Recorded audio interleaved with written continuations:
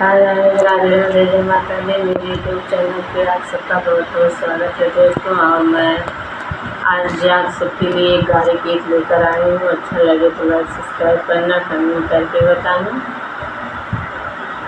दोस्तों देखिए कैसे है। फुलवरिया में आई बहार, भंवर बारस लूटे।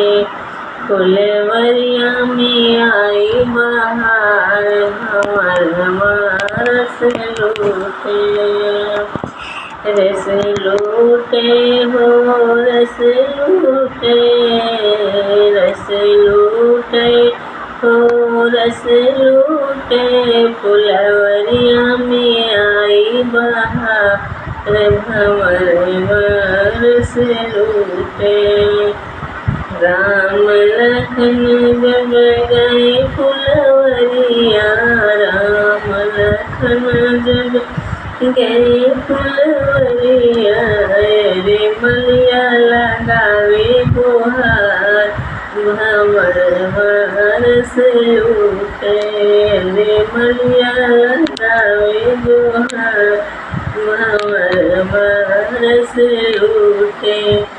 फुलवरिया में आई बहार, भंवर बारस लूटे।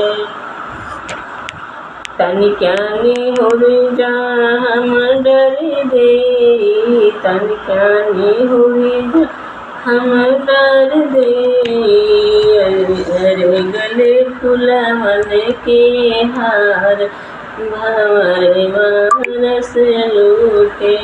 अरे गले बीच फुलवन के हार, भंवर बारस लूटे। फुलवरिया में आई बहार, भंवर बारस लूटे।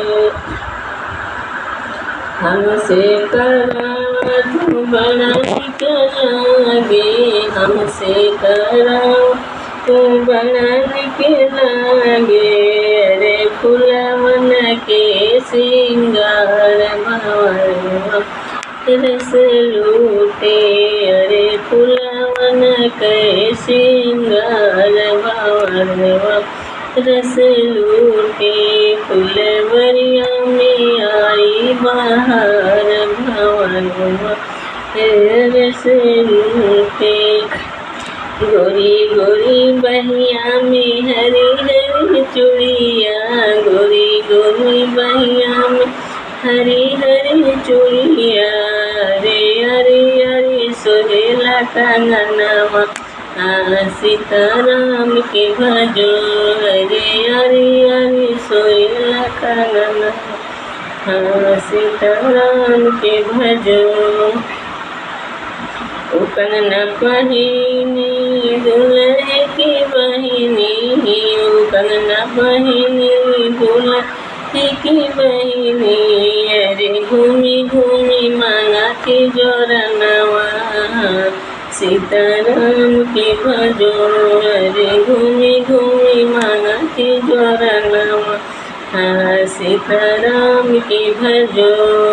गोरी गोरी बहिया हरी हरी चूड़िया, गोरी गोरी बहिया में हरी हरी चूड़िया।